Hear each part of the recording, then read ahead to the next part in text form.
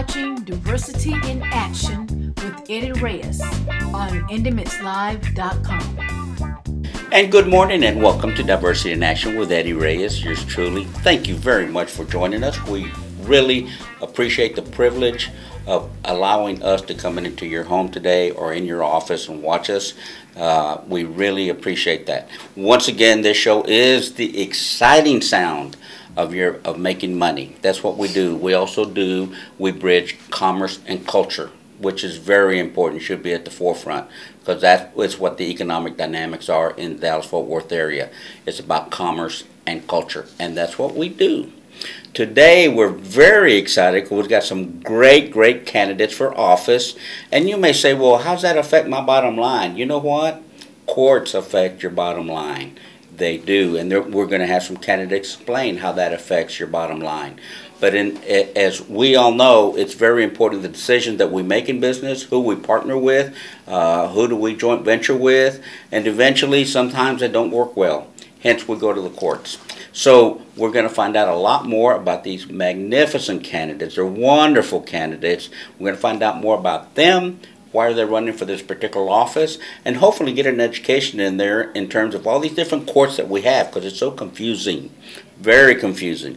I'm a former Dallas police officer, and I will tell you that I was confused with all the different courts. So in any event, my second big surprise is that we have a visiting co-host. She is wonderful. Dr. Jimenez, good morning. Good morning. How are you? I'm very well. Thank you for having me, and it's very exciting to be here and help. Yeah, of course, Maricela. But to you, it's Dr. Jimenez. To me, she's Maricela. Thank you very much. So tell us tell our audience a little bit about what you do. I have my business consulting practice. I help businesses identify strategies and best ways to implement those strategies to help enhance the performance of their business. I also guide them through their business plans and other things that I do, such as training, professional development, and continue guidance as the business identifies sustainable ways to retain business and how they can attract new customers or new clients depending on the industry. And that's exactly what I do, going around doing professional development and training business owners as well as their employees to be more successful, more effective in their business. It's very timing, because that's more business, and the demographics reflect that, especially among women and minorities, how many more are starting their own business, plus the fact that you are bilingual, so you can address both sides of our business owners. Absolutely. All right, moving on, our next guest, and one of the most wonderful, sweetest person I've known, beyond being a future judge, this is Ms. Stephanie Mitchell. Good morning, Stephanie. Good morning, Mr. Reyes. Thank you so much for having me. And Maricela, it's good to see you again. So tell us a little bit about you. And you are running for the 291 State District Court, is that correct? Yes, the 291st Judicial District Court. That is a felony criminal court bench here in Dallas County that will hear everything from your theft enhanced cases up to capital murder. I currently work as an assistant district attorney at the DA's office, where I'm the chief of the gang unit, and I handle all cases filed in Dallas County that involve documented gang members and or gang violence for the 17 district courts. Prior to moving into the gang unit, I did work in the state jail felony unit as well as the family violence division. I've tried over 100 jury trials as the lead counsel. That's everything from your speeding tickets up to murder. And I had the honor and privilege of being recognized as Prosecutor of the Year once. Congratulations. Thank you. That's a big honor. Thank you. It happened in 2010 when I was a rookie prosecutor according to Rookie. the award. And then I got it again in 2012 as the Felony Prosecutor of the Year for the office. So I'm very excited to be running for judge, and next Tuesday is the day when we'll know who's going to be the Democratic nominee for this bench. Wonderful. Very impressive. Wow. Although I'm cheating. I knew you already. It was very impressive. And Ms. Kelly, please, a little bit about you. Ms. Wonderful Kelly down here at the end.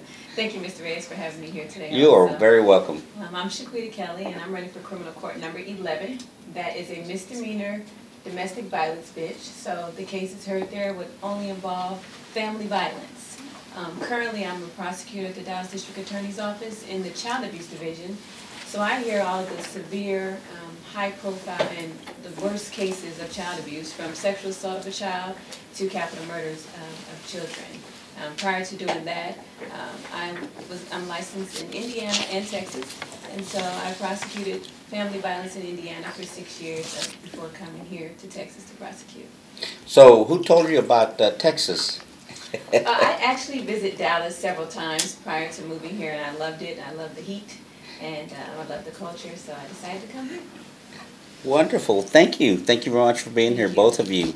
And, of course, we've always got to have a man, right? Doggone it. The world was running so well with all the women, and now we've got a man. So, thank you. Nigel? Yes, that's my name. Nigel, thank you for being on the show. Thank you for the Welcome. invitation. Diversity in Action. Thank you, thank you. We're going around the table introducing ourselves to our viewers. So, tell us a little bit about you and the position that you're running for. Okay, my name is Nigel Redmond. I am running for the 363rd Judicial District Court.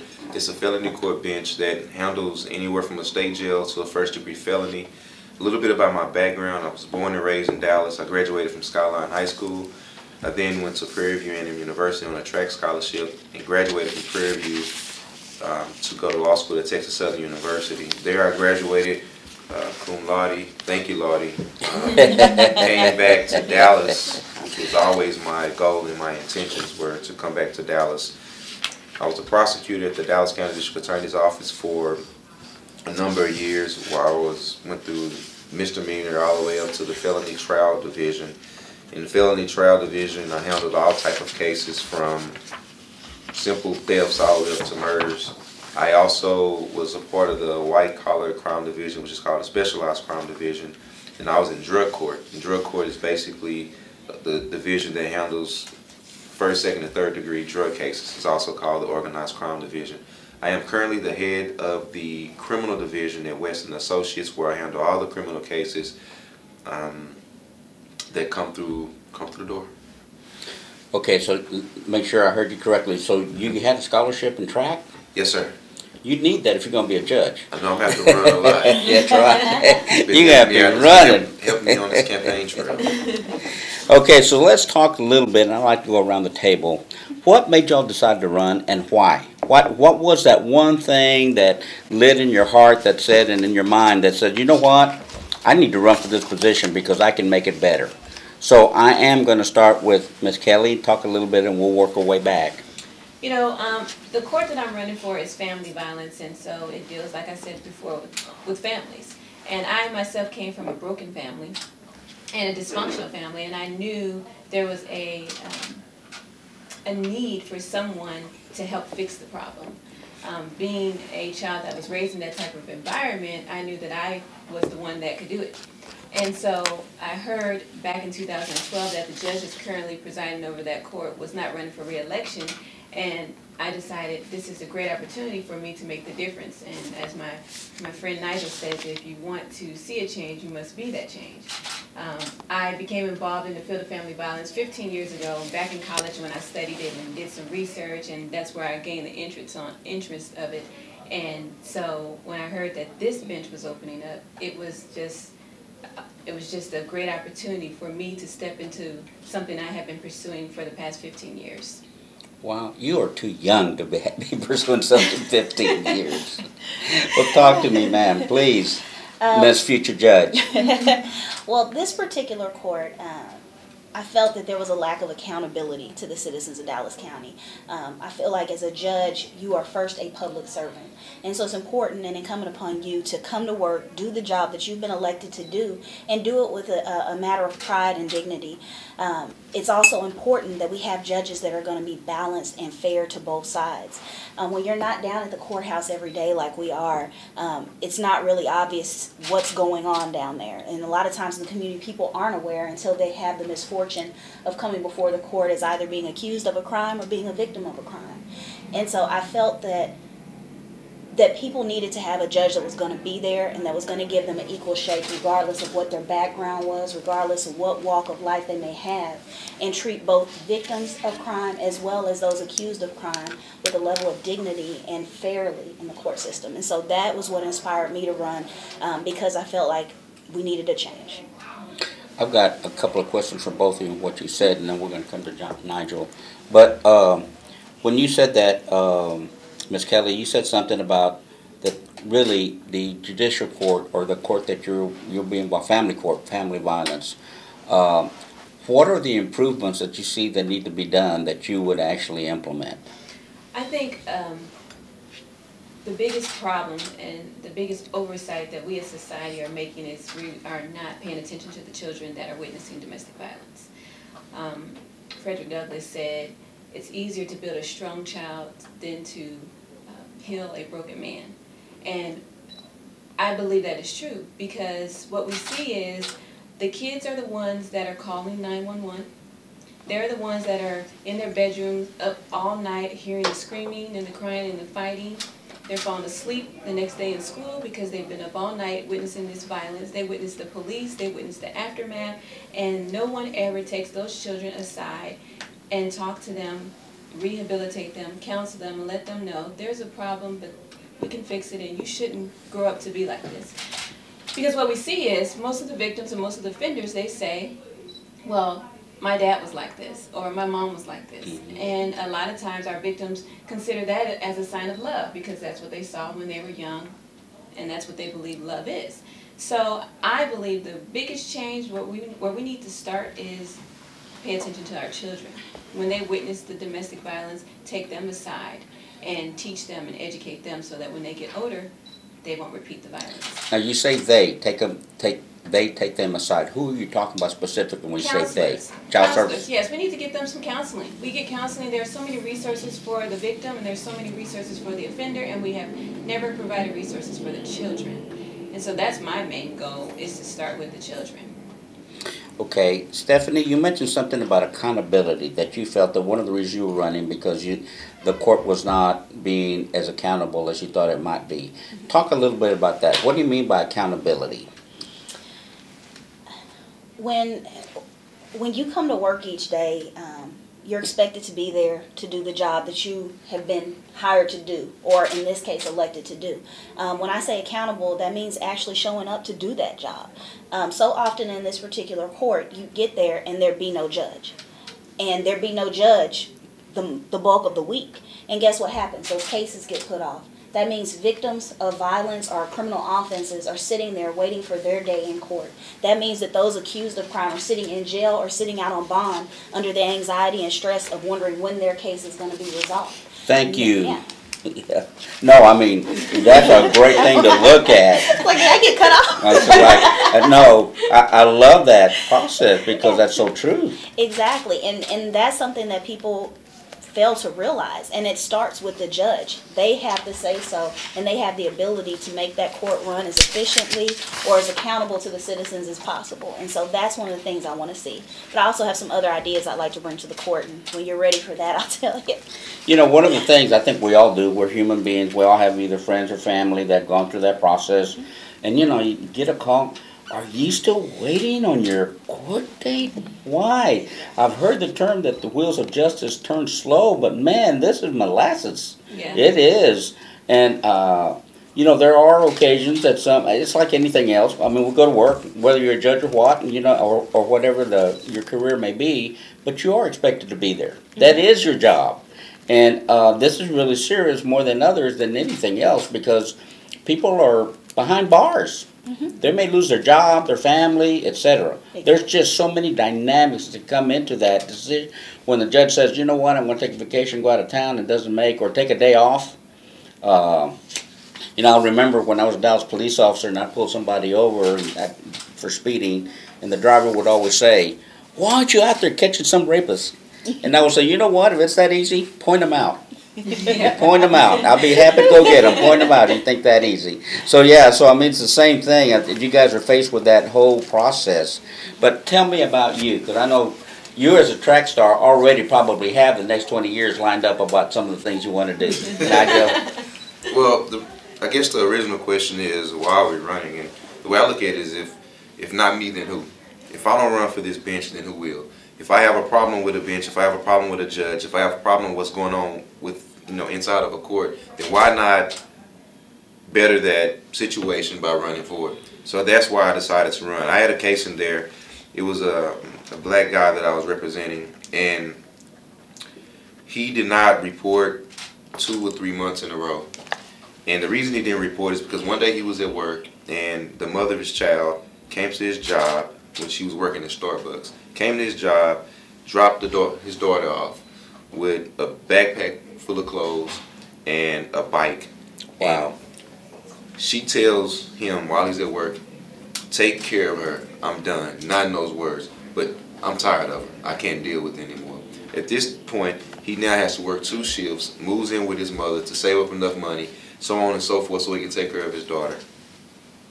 The judge that I'm running against, after putting on testimony and 3 witnesses to verify everything that I was saying, sends this guy to prison for 5 years. Golly. At that point, I knew that I was going to run against this judge. And that's just, one reason. But as far as what I want to do, what I can bring is me being born and raised in Dallas. I know the citizens of Dallas. I know the community. And we need more leaders that are from the community. Maybe not if you're from, you don't have to be from Dallas.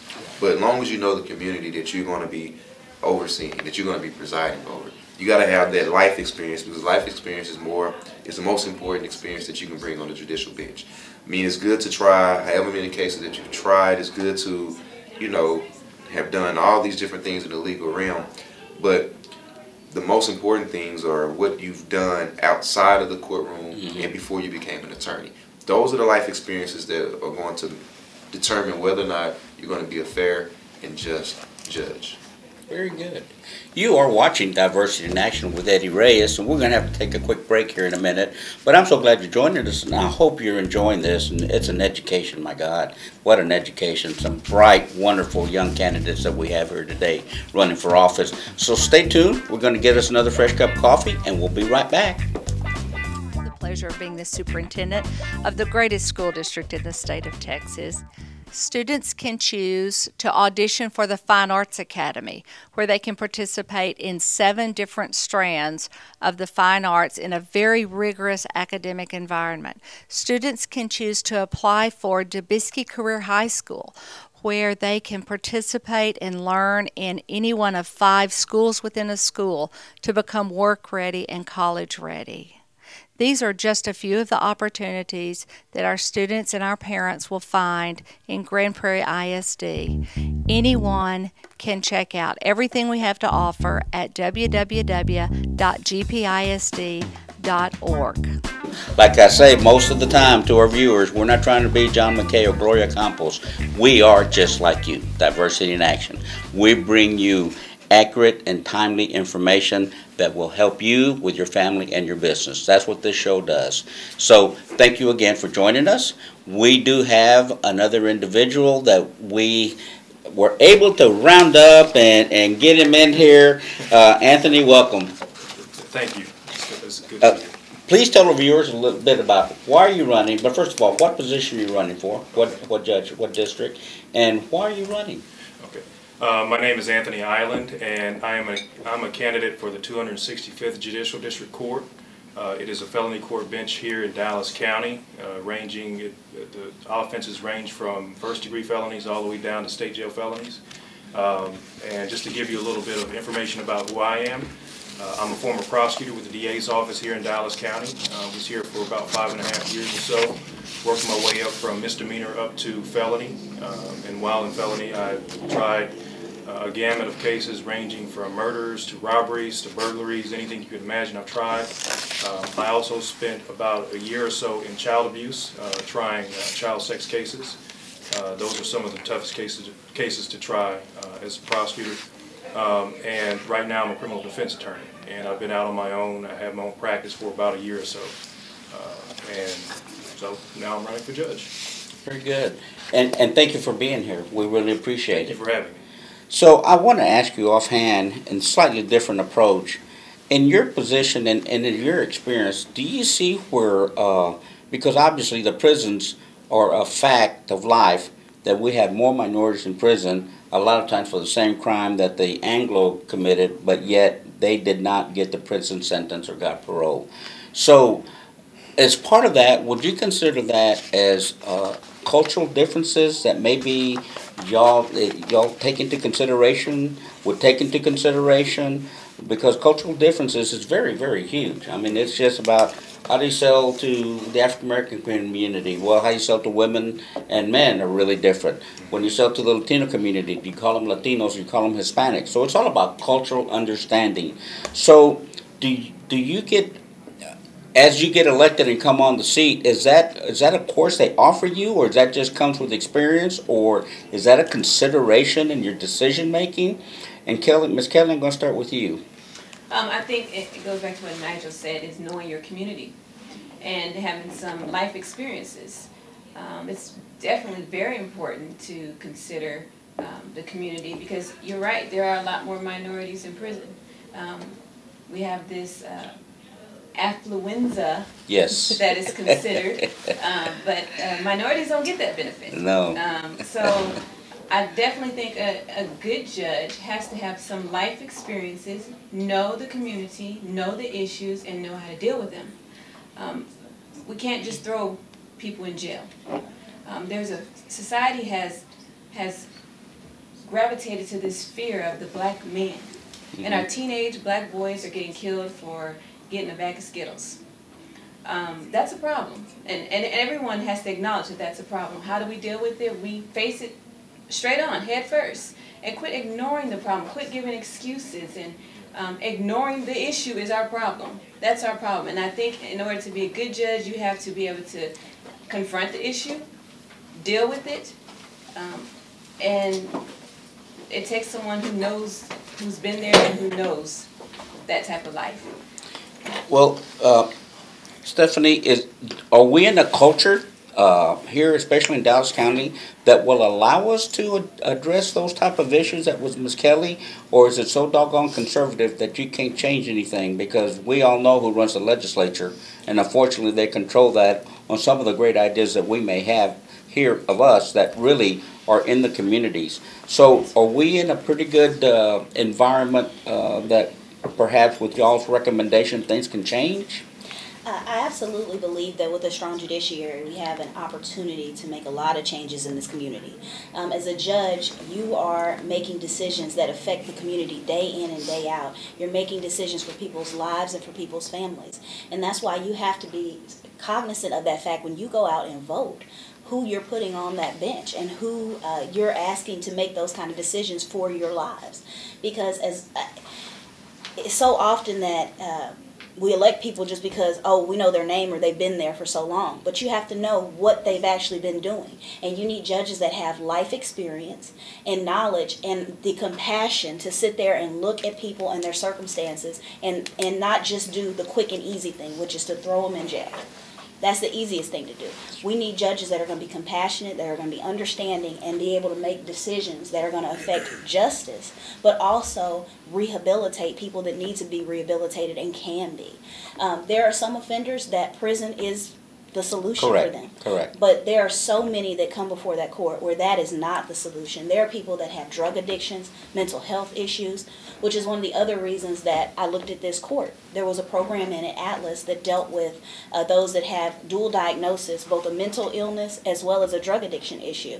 And those kind of people don't need to be put in prison. That's gonna exacerbate the problem they have. We need to get them the right medication, and we need to get their drug abuse issues treated.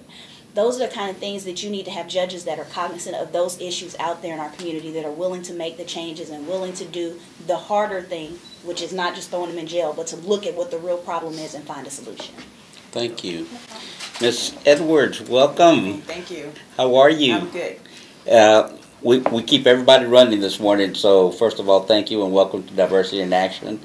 One of the things we are to catch you up is please tell us a little bit about you and the position that you're running for. So please tell us a little bit about you, who you are. Good morning. Thank you. Good morning, everyone. My name is Ramiko Edwards, and I'm running for County Criminal Court number 4. This is a misdemeanor court in Dallas County, Texas, that handles Class A and B misdemeanor crimes. Those cases include theft, possession of marijuana, DWI. Prior to becoming an attorney, a defense attorney, which I have been for the past 9 years, I was a former detention officer and probation officer here in Dallas County. So my goal in this court is actually to implement programs that will assist in the rehabilitation process of young offenders that are coming into the criminal justice system. From my career and my experiences, I believe that I will be able to do that adequately from being a detention officer up into a defense attorney. Congratulations on that. Thank you very much. That's been a tough, challenging journey. Congratulations. Thank you so much. Wow, I'm very impressed because you saw a problem and then you worked through that to make it better. Congratulations. Very, very tough. So the question is then, our viewers, they need to know why should they elect you? And, you know, this is some of the things that we're looking at is obviously things to make things better. You know, what do y'all see? I know one of you has a great program that you came up with, but let's assume that we start these programs. Is there funding out there? How do we get that funding to make things better especially for family violence? Are there programs out there by the county that the county then supports, or is that something that you have to go out and get private funding to that? How do you address that if you've got a great idea to say, I need this program, especially for drug offenders that are 16 and under or 18 and under? Are there programs already in place to address that, or is it something that needs to be funded and you have to convince the Commissioner's Court to get that funding for you? How does that work? Anyone? Well, I'll say, as far as the drug offenders, there are programs out there that are already in place, such as Divert Court. They have DDC. They have programs that are already. And any age group? The Divert program is going to be geared toward individuals that are first-time offenders, okay, young offenders. So you're going to have things like that available. But I know a few of us have some programs that we're hoping to kind of get off the ground. And just to kind of address what you were just talking about as far as how that happens is we have to go out and we have to talk to the county commissioners about it. It's not something that we can just, simply, think up and do. And I know my opponent has kind of gotten on to me about, the statements that I've made as far as getting these programs started. Well, I understand and I know that you have to go and talk to the county commissioners in order to get it done. I understand that. But what needs to be done is we need to have judges in place or people in place that are going to think outside the box. People that are going to come up with ideas to try to make the system better, sort of like what Ms. Mitchell was just stating. She said, we need to make sure that we have people that have those ideas, people that are going to make a difference rather than just throwing people in jail and forgetting about them. We need to make sure that we go out and do something to better our community and better the individuals that are going through our criminal justice system. So, let me piggyback on that. Please. And also from the involvement that we have in the community and the organizations that we have already been working with, I believe that it would contribute to these programs that we're trying to implement. Many times there are contract programs, there are services that have to be funded, but there are a lot of resources available in our community. And if we just get out there and involve the community in the process, that's what we want to do, is give them an opportunity to understand what the criminal justice system is about. People need to realize what is going on in the criminal justice system before it actually affects them and before their family get involved or their friends get involved. So if we go out into the community, there are a lot of programs that's already available. They just need to know how to get into the criminal justice process as it relates to providing these programs so that maybe we don't have to fund them. We don't have to have contracts and grants. We have to get some in place so that we can have the programs that we want to get off the ground. But there's already programs already in the community that's available. Thank you. You are watching Diversity in Action with Eddie Reyes. You can see what an interesting panel we have this morning. Gifted individuals, accomplished individuals, and I love the diversity. We need that in our courts. We're going to take a quick break. Actually, we're going to take a little longer break. It is top of the hour, so we'll be right back. Go refresh your coffee at home. Get you a cup of hot tea. Watch out for those donuts. But we'll be right back after these few minutes.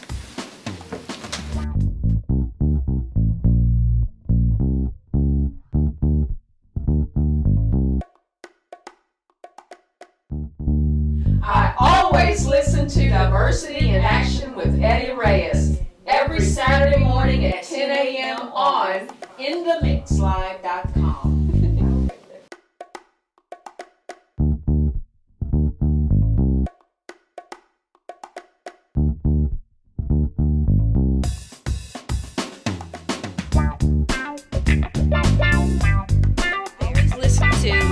Diversity in Action with Eddie Reyes every Saturday morning at 10 a.m. on InTheMixLive.com.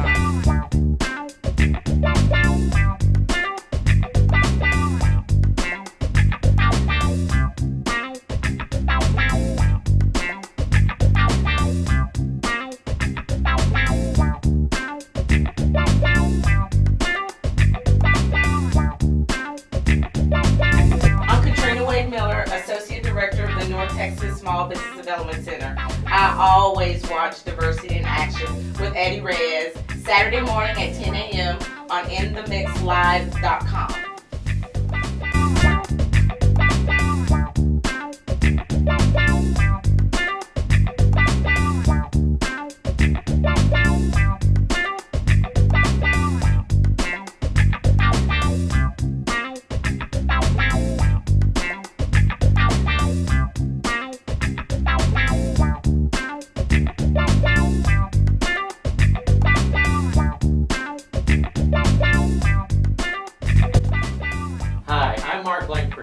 Director of the North Texas Small Business Development Center, and I always watch Diversity in Action with Eddie Reyes every Saturday morning at 10 a.m. on InTheMixLive.com.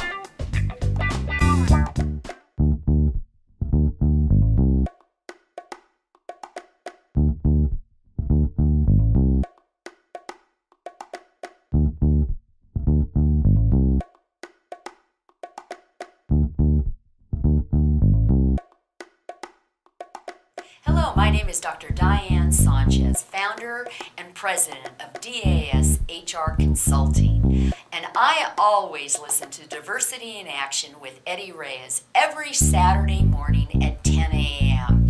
on InTheMixLive.com. So please join us for this fabulous show every Saturday at 10 a.m.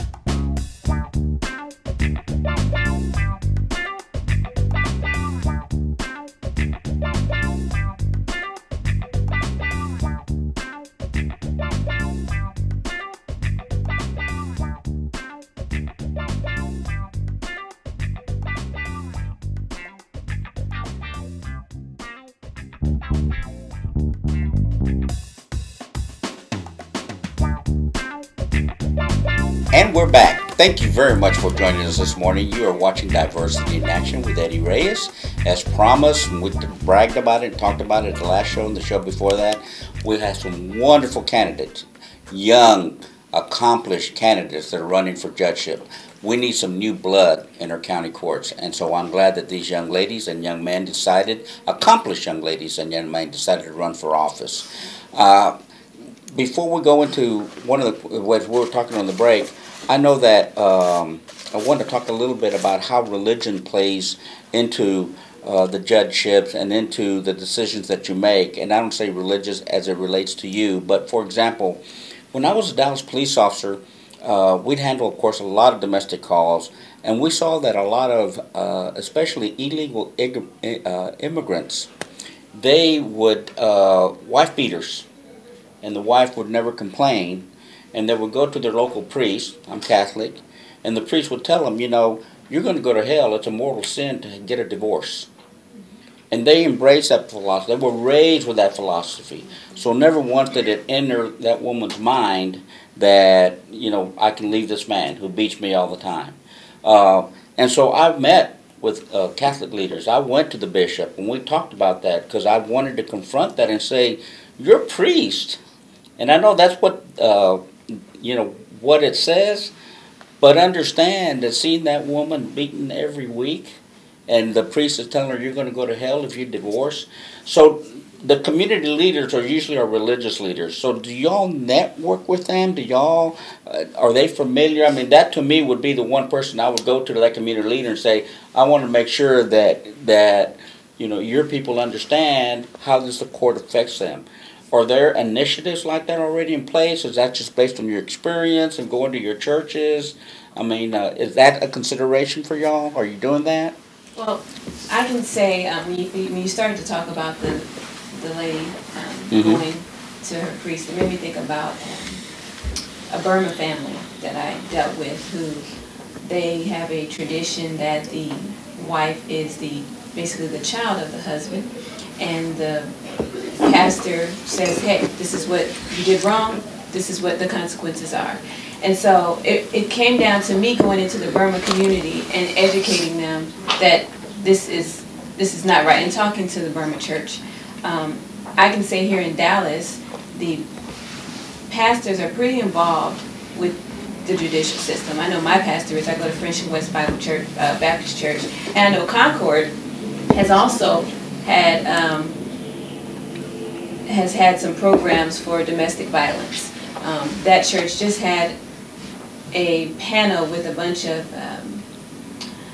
agencies that work in the field of domestic violence to talk about it. I think it was just a couple months ago. So domestic violence is becoming a bigger issue within the church, and now you see more pastors standing against it. You know, the mayor had a rally against it back in March, I believe, of last year, and a lot of churches were there. A lot of men stood up and said, we're not condoning this, and we're not telling you to go back. We want this to stop.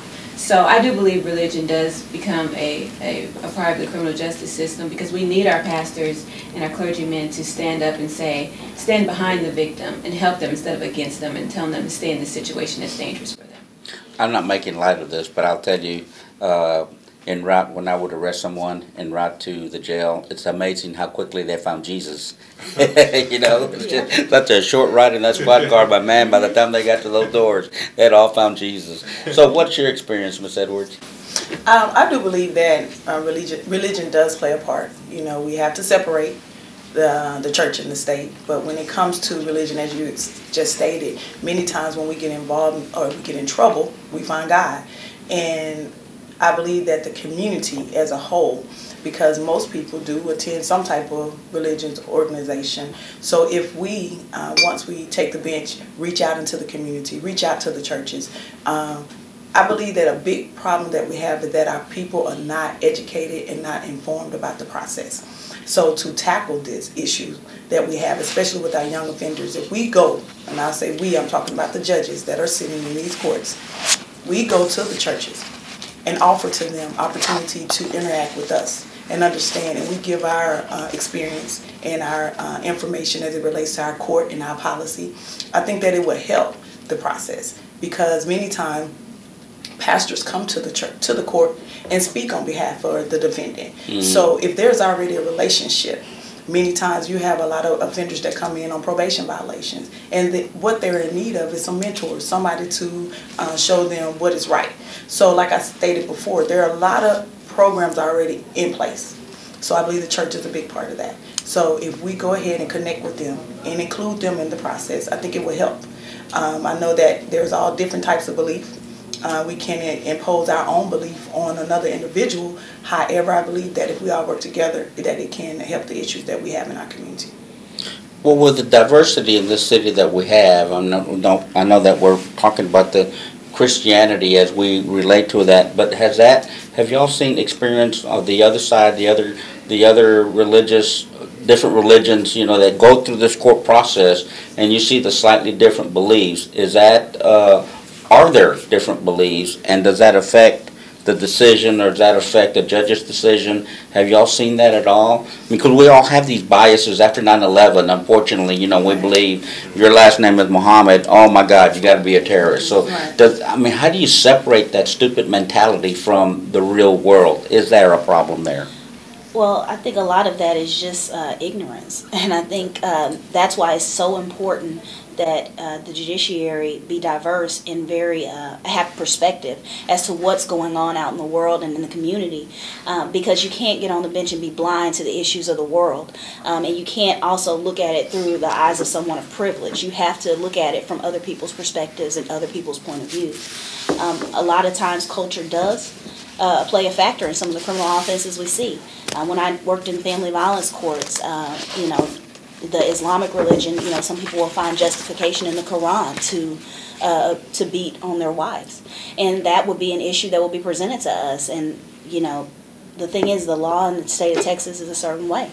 And we have to make sure that people understand that violence against another individual is not right, and it's not acceptable in the eyes of the court. So I do agree with you. Religion does sometimes play a factor in the beliefs of people as to why they can do the things that they do. But the court system has to step in and be cognizant of that, but also make sure that we find justice in what we do. Anthony and Nigel, can y'all please explain to our viewers the difference with the types of different courts and what they handle? You've got the judicial district, you got the criminal court, and well, you have 3 judicial districts and criminal courts. What is the difference? Inform the viewers why are these separate courts and what do they mean? I'll start off with the trial courts. The trial courts, you're going to have the county court, which in Dallas, the county court handles misdemeanor cases. So Class A and Class B misdemeanor cases. So you have your DWIs and your assault family violence cases in county courts. You have municipal courts. Municipal courts handle your tickets. So speeding tickets, drug paraphernalia, things of that nature. Your district courts handle your felony cases. State jails would be like a theft 1500, third degrees be evading arrest, your robberies and second degrees, your first degrees are going to be murders and things of that nature. So those are your trial courts. You also have federal courts, so that's when you have your RICO violations, your drug cases that have a certain amount of drugs, your unlawful possession of a firearm by a convicted felon. So those are the differences in as far as your trial courts. You got anything to add? I think Nigel pretty much covered everything, so I don't really have a whole lot to add to it. And a good job he did, too, didn't he? You have a question? One of the things that, from a law perspective and remaining objective, I see that you stand for something, and what guiding principles do you bring on the table to remain objective when it's time to make that decision? We've talked about culture, we've talked about diversity, and not passing judgment just based on how the person looks. How do you examine that case and you remain objective? Can you please go and explain? I would just say that the great thing about the court system is that there are all different types of players. You have the defense, you have the state, and then you have the judge. All these players work together to make sure justice is served. The judge, however, it has to be impartial. So many times a case is taken care of and disposed of before it even make it to the judge. So as a judge, when we're introduced into the case, you know, the case may be in your court, but you don't have all the information until the state and the defense does their work. And then if it gets to a point that there's a trial by the judge or trial by the jury, then the judge is actually has privity to the information. So many times, we just, as a judge, you sit and you judge based on the facts of the case and the law. So that in itself allows you to be impartial. When a defendant comes in, you don't know anything about them. When the victim comes in, you don't know anything about them. It's how the state presents their case and how the defense presents their case. And then the trial fact is the person that's responsible for making that determination whether guilt or innocent. So it puts us in a place, because we have this, all these parties that play a role in the way the court process works, that it enables us to be fair and just. So there's no bias, and a lot of time, even like the DWI case we just had with the Cowboy player, you know, with all the media attention, a lot of times it keeps controversy in the courts. But as a judge, you have to set that stuff aside. So you just rule on the evidence, you rule on the facts of the case, and you're able to be fair and impartial. And I believe when you are, because you're being subjective and objective, right? So when you, like Ramiko said, when you're a judge, you're presiding over a court. You're not trying a case, right? So what you're going to do is make sure that the law is being followed. Now, it becomes subjective when you're punishing someone. Okay, so it's not all five of us may hear a case, have a defendant in front of us, and we may all come up with different sentences.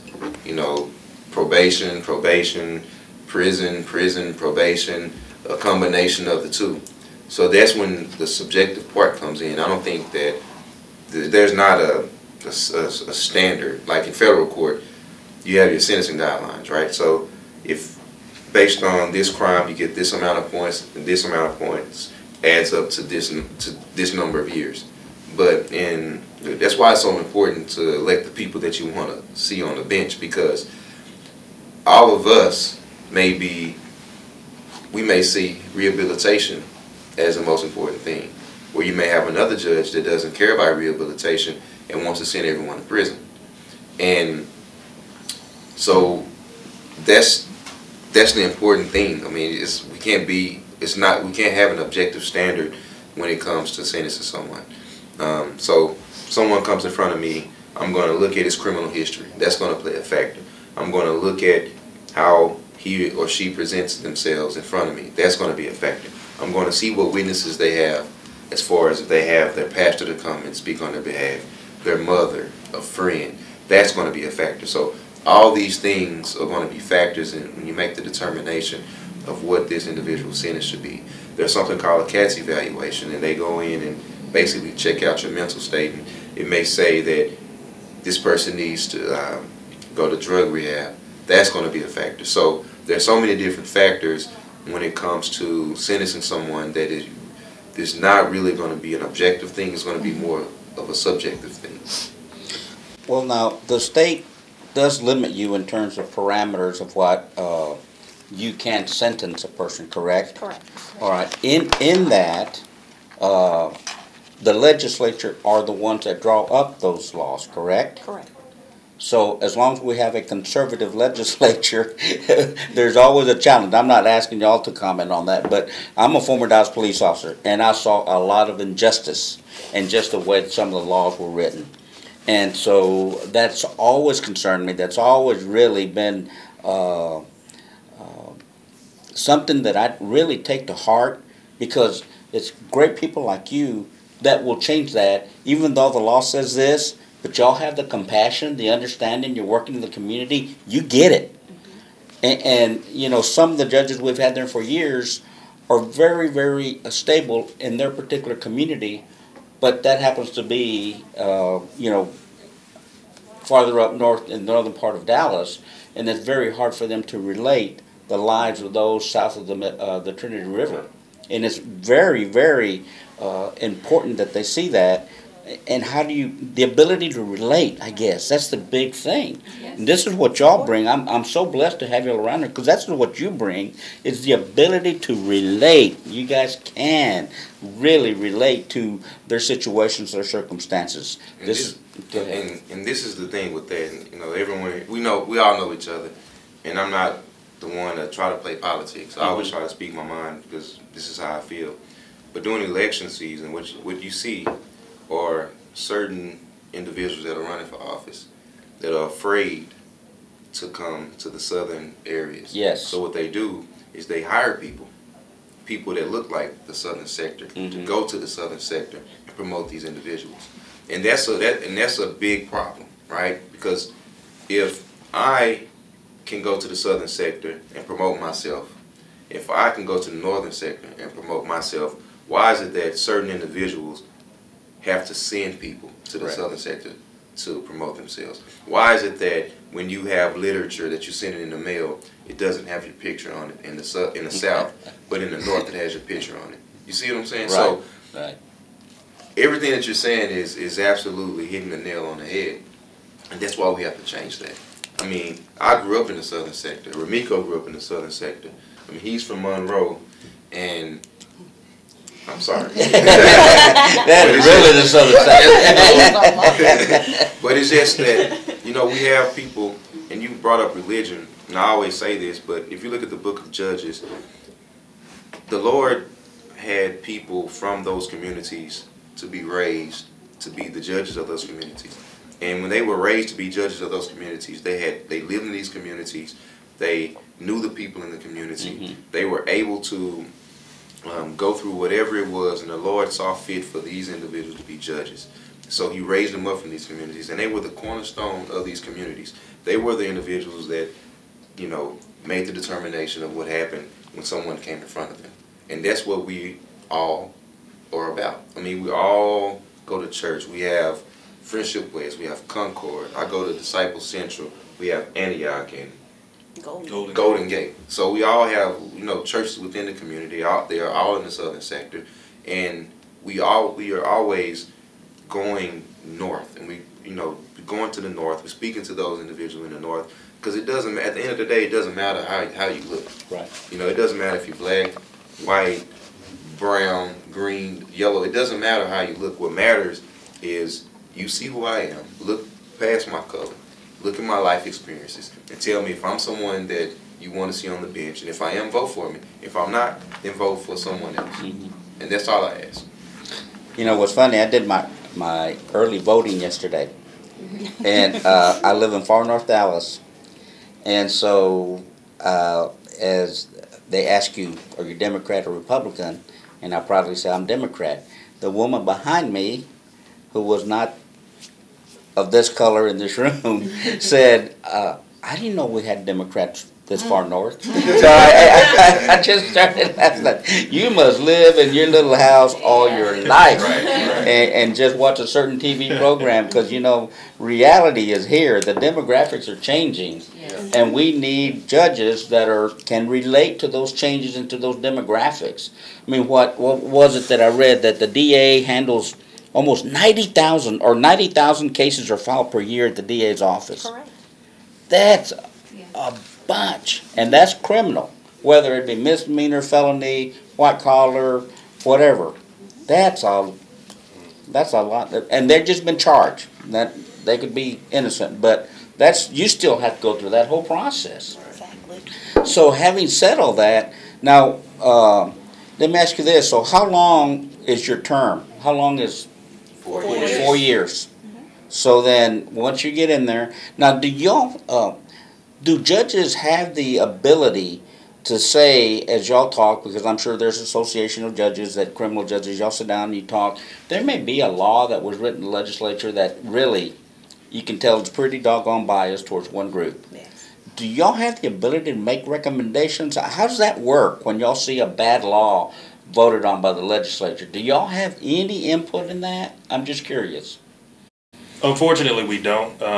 Judges don't have we can't lobby. We can't go down and talk to the legislators about particular laws that we disagree with. However, we do have constituents out there, people that vote for us. And so what we can do is we can let the public know how we feel about a particular law or statute that we disagree with. So it'll be up to the constituents at that point to voice their concerns to the legislators and let them know, hey, we disagree with this. We don't like this law. It needs to be changed. And I'll tell you, one of the things that I've disagreed with is in certain situations, especially the mandatory minimums. Yes. Where, you know, if you're a felon that's been to the pen twice before and you pick up another felony, regardless of what, whether it's a third degree or second degree, you're automatically 25 to life. And I've had cases with clients that have, you know, picked up a theft case and they're 25 to life on a theft case. And I completely disagree with that. I think that is a law that needs to be changed, because even though you may have been to the pen a couple of times, just because you pick up a theft case doesn't mean that you need to go to the pen for 25 years. It's just, I think that's one of the things in the law that needs to be changed. I also think that the way that 1244As are distributed needs to be changed as well. 1244As are, it is a statute or a law that allows the state to prosecute a person or convict a person of a felony, but give them misdemeanor punishment. So a lot of times that becomes attractive to a person who's in jail, who just wants to get out. So yeah, you as their attorney or as a prosecutor, what have you, you can offer that person that, and them knowing, okay, if I take this, then I'm going to get out, but not realizing that if I take this, then this is a felony conviction on my record for the rest of my life. I'm not going to be able to get this taken off. Right. So I think and there are several judges on the bench right now that do not allow first-time offenders to do this. Really? Because it impacts them, yeah. As a matter of fact, Judge Chatham, I know, Judge Lena Lavario, Judge Magnus, they don't allow that in their courtrooms.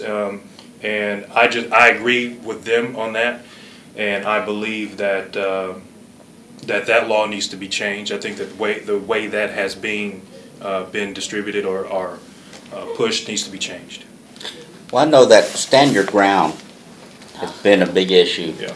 I mean, obviously not only in Florida, but here. I remember being trained through the academy when I was going to the police academy, and they really emphasize that when we get out in the community, tell people that they must do everything, even if it is to run, to escape, not to be confrontational. That was the whole thinking back then. It's like you always have options. You don't have to confront, run away, do whatever, but just get away. Now it just seems like it's completely reversed. And at one time, okay, I can understand being in your home, that I get, but anything other than that, that's so these are kind of mindsets, if you will, of certain states and the legislature, some of the things that they're doing. Voting rights. I mean, they're cutting out, cutting back. This is something that you guys cannot control, but what I'm getting at is that, we have a legislature that those are the things that they seem to embrace and then want to pass the laws. And it may be the law, but it doesn't mean it's good law. Right. It's just the law. So we're getting philosophical. I don't mean to, because this is about y'all. But those are the things that I want you to know that we are kind of aware of. Those are the, where you work in the community. We work very close in Grand Prairie, and I'm a former Dallas police officer. I worked nothing but South and West Dallas. And I was one of the very few Hispanics back then, and I saw so much injustice. It angers you. It angers you. I mean, to some sweet, honest people that just depending on the police officers that pulled them over, can be a nightmare for them. Go ahead. Well, I agree, and I believe that's why we're all running, Yes. because it's time for a change. I'm a mother of two boys, 16 and 9, and as I see the generations growing up, it's time for them to be able to look into the eyes of someone that does understand. The things are changing. What worked before, not saying it won't work now, but it just needs a little bit more of our impact. And when I say impact, it's time for this generation to step up and be accountable for our community. That meaning that our community need to give us a chance. We may look young, but each one of us that are sitting up here have a story, and we have experienced something, and that's the reason that we're running. So the difference is going to be the community. The difference is going to be everyone that does go out and vote. Those people are standing up and saying, you know what, I'm going to give them a chance. All we're asking you for is 4 years, and then you are able to be the judge. If we don't do the things that we're telling you that we're ready to do, and the thing that we're saying that we're going to do, then you'll have an opportunity to not vote for us again in 4 years. But all I'm asking is that people will go out, do their own research, come into the courthouse. It's a public place. The doors are open. Hold us accountable for everything that we said here today. And then in 4 years, if it doesn't work, we'll do something different. But I believe that everybody that's sitting up here is ready. They're ready to do the things that they're saying they're going to do. And we're ready for a change. And we're ready to have an impact in our community. So that's what it's about. We all got to work together. So the change that you're embracing, and as you say, it's a new generation, it's time for new change. I would like to for the audience to understand what's your big vision. What are the things that you would like to see in the next 4 years if you do get to that position where you can actually impact society in our community? I would like for our society, our community to be educated. That is very important to me. Watching the process, as I stated, from being a detention officer all the way up to an attorney, I understand that many times people come into the court and are scared. They don't know what it's about. And I don't want our community to be just blown away when they come into the court system. They're already scared because they're in this situation. But the fact that somebody in their family is educated enough to say, hey, you go to that court, don't run away, don't get a warrant because you're not appearing. Go to court, find out what they're saying you're charged with. You're not guilty. You know, you are innocent until proven guilty. Go to the court, stand up, find out what's going on, understand the process, understand that you have a right to attorney, understand that the state has to produce evidence to say that you're guilty, understand that you have a decision to make whether or not you want to enter a plea bargain or you want to try by jury. Understand what all that means. Understand when you come to my misdemeanor court that I cannot give you no more than a year in county jail. Understand if you go to a felony court with Ms. Mitchell or Anthony or Nigel that you can get life. Understand the difference. If we understand the difference, then we can educate our generations that's coming up. So that may deter them from the criminal justice system. So that's what I want to do. I want to make sure that the community understand what's going on in Dallas County so that we won't have people picketing outside the courthouse because they believe that injustice has been done. But they feel like they can come into the courthouse regardless of the sentence, regardless of the disposition of the case. They feel that they have been treated fair and that justice has been served. Wow. Anyone else? Let me say this. We're coming to an end here, to a close, so I did want to give each one of you an opportunity to inform our viewers that, oh, we have to take a break. I'm sorry, my boss over here is telling me. My future ex-wife is what I like to call her. So we're going to take a quick break, and we are going to be coming back. This is just great, too great to stop. So we are going to come back for another portion of the show. So you are watching Diversity in Action, and we'll be right back after these few minutes. My name is Stephanie Mitchell, and I always watch Diversity in Action with Eddie Reyes on InTheMixLive.com.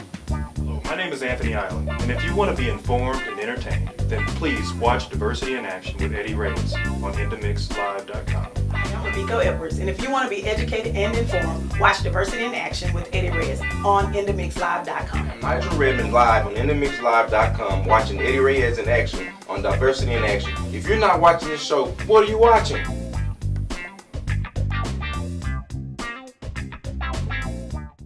And we're back. Thank you very much. We're in the last portion of our show today. You can see why we ran over, because this is exciting. It's important to you in your life, your family, everyone around you. Sooner or later is going to have to deal with the courts. Trust me. I had children. Trust me, you will be dealing with the courts. So we've got some dynamic candidates here today. We're very fortunate to have them all together at one point. With the election coming up in a couple of days, it's very important that you hear the passion and the goodwill that these individuals have.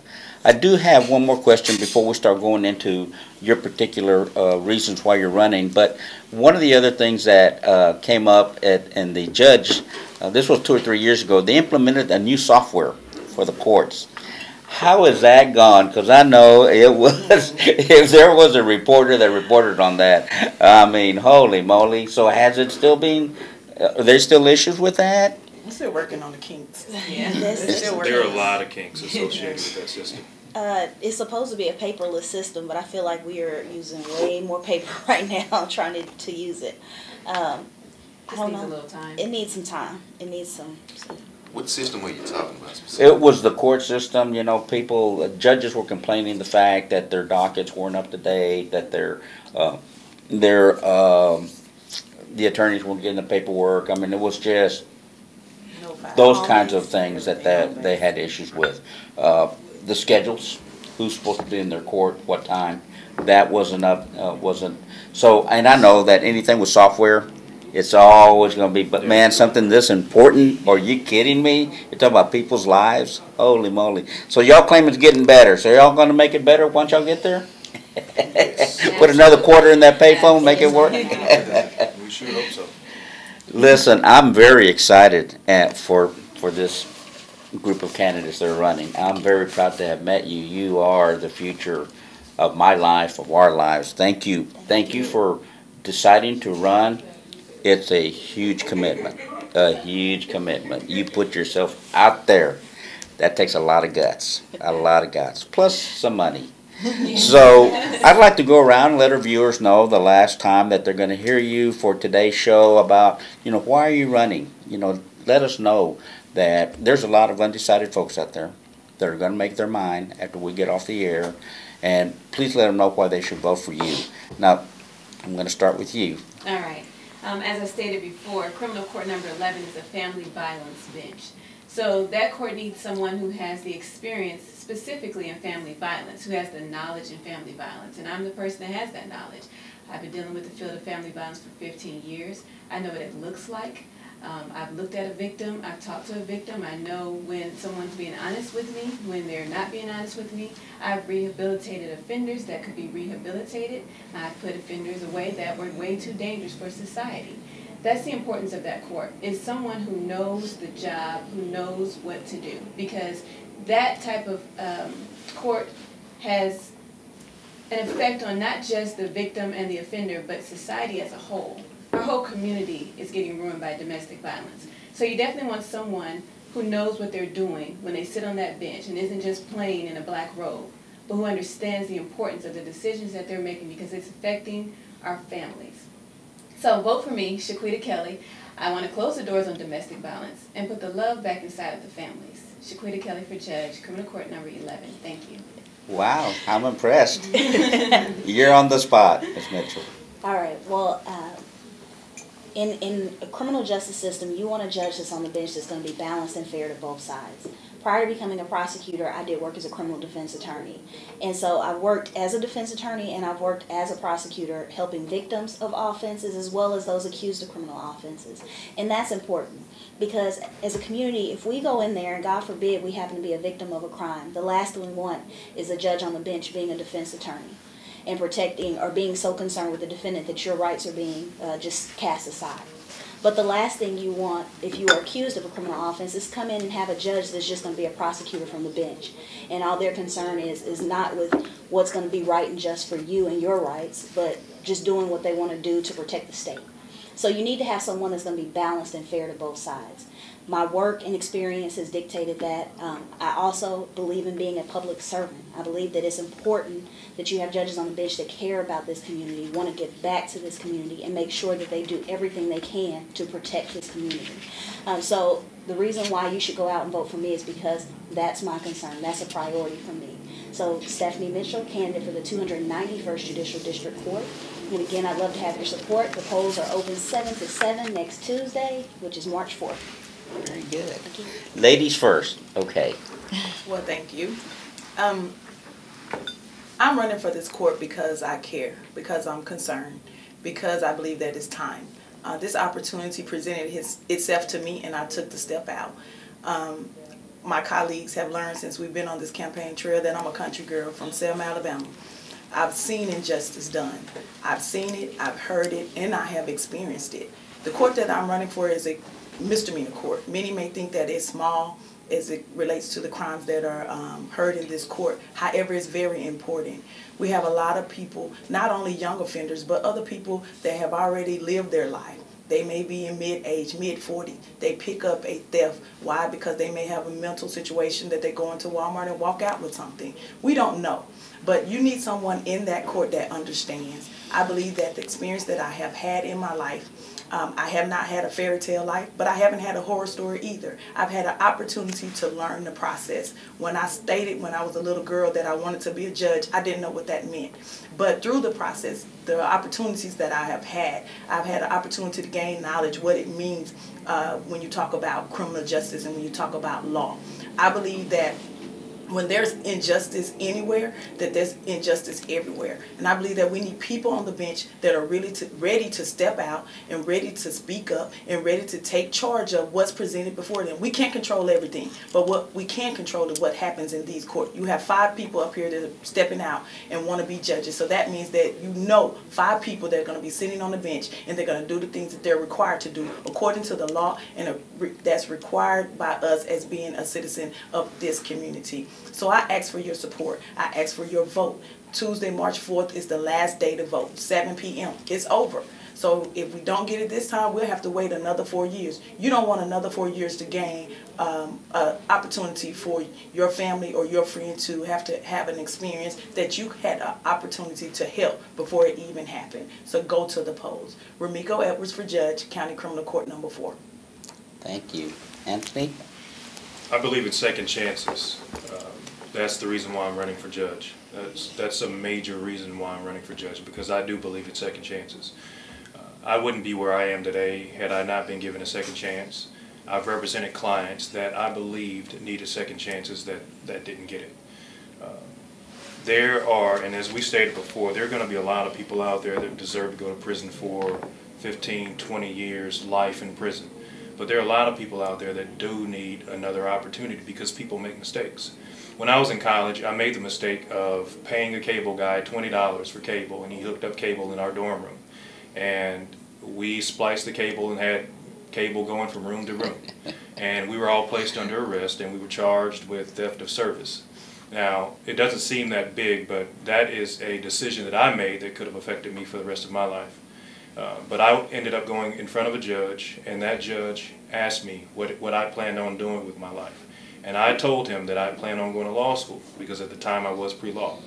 And he said, well, you know, Mr. Island, if what can happen happens, then you probably won't be able to go to law school. You probably won't be able to sit for the bar exam. And so he gave me a second chance. I entered a program where I did community service. I did various things and stayed out of trouble. And at the end of that term, then the case was dismissed against me, and it was eventually taken off my record. Well, that was one instance where a person's life was saved.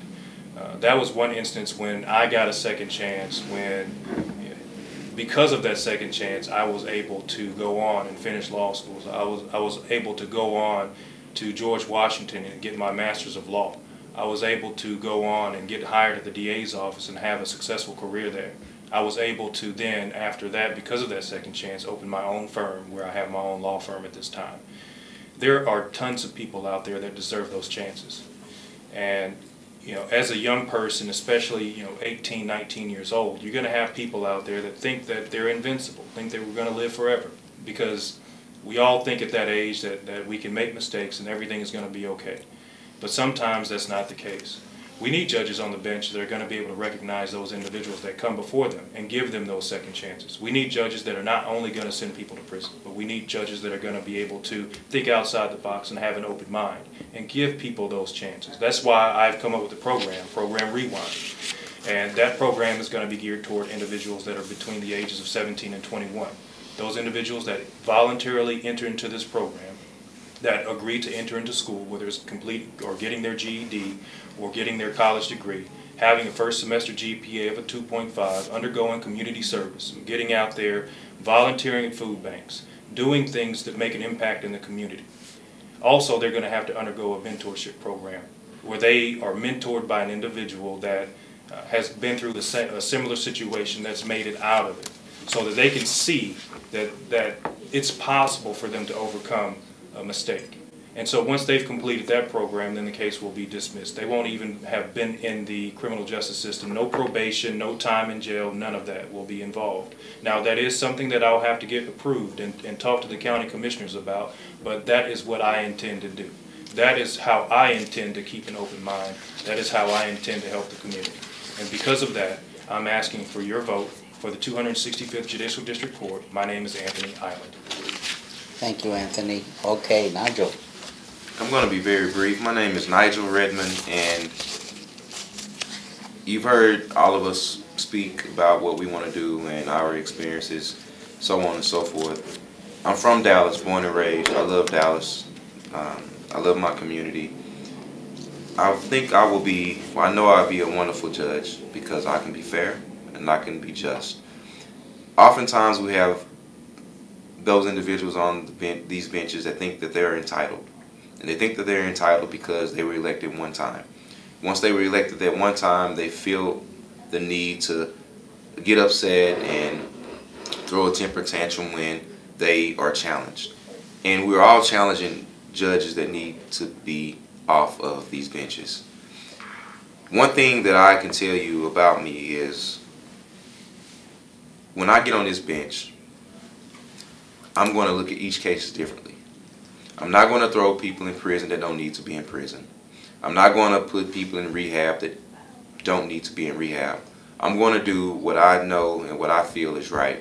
And where does that come from? That comes from my life experiences. That comes from everything that I've seen growing up in college, in law school, being a prosecutor, and also being a defense attorney.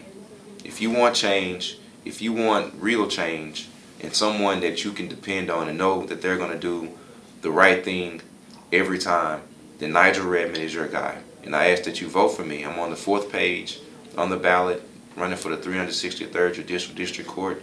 Nigel Redmond. Vote for me. Thank you. Thank you. Any last comments? You have a big vision for everyone, and again, you mentioned education, educating the audience.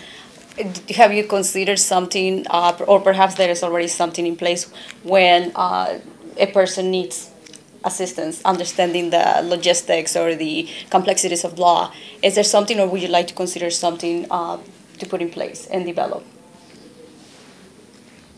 I would like to, there's a court watch program in place right now in the 282nd, but I would like to expand that. I helped start a program with the Dallas County DA's office, our Citizens Prosecutor Academy, that brings people in from the community, and they actually apply. It's a class of about 35 to 40 students, and they come in each week and kind of learn how things work through our office. Like from a case coming in, they get a tour of the jail. Perfect. Wow. That kind of thing, and it walks them all the way through the grand jury process to a case being tried in the courtrooms. It's time for us to have something like that for our citizens to come in and see what's going on at the courthouse each day. And it shouldn't be just confined to one court. I commend Judge Chatham for putting that together. But I want to see it expanded to the other courts. Because when it comes election time, you have all these judges on the ballot and you have no idea what's been going on all this time. And so if we have a program like that in place where people come down and see how the system is working day in and day out, I think we'll have more educated voters, and I think we'll also have a more informed community.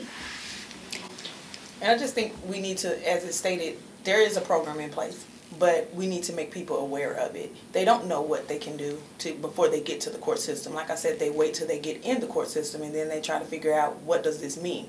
There are all type of services. You have Northwest Legal Aid Service. You have attorneys that provide programs for you to understand the process, but people do not know. So that's going to be our job, and that's going to make us more visible to the people. When we go out into the community, offer workshops, offer informational sessions, if it's with the churches, if it's with the different community services that are available, go out there and tell them, this is what my court stands for, this is the policy, this is what you expect when you come into the courthouse at Frank Crowley.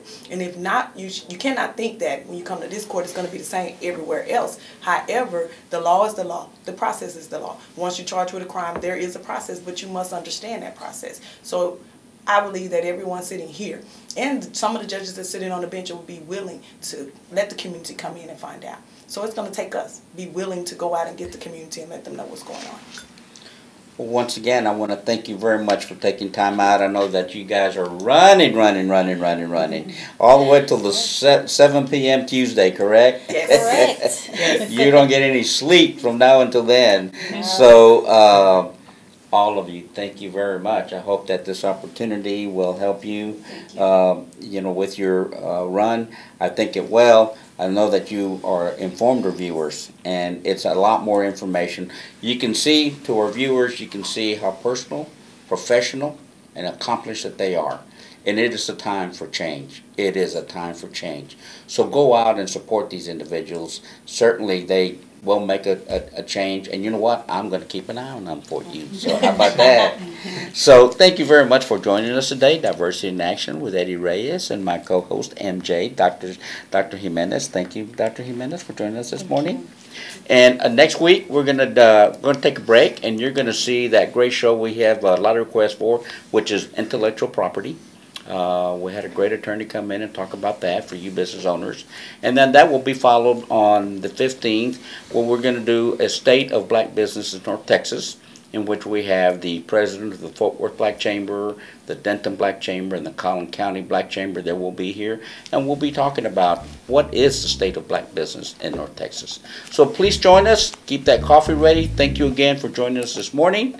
Please feel free, and thank you for the emails that you send me. And we will see you next week. You have a great week. Go out and vote. Vote, vote, vote. Thank you very much. See you next week. Bye-bye.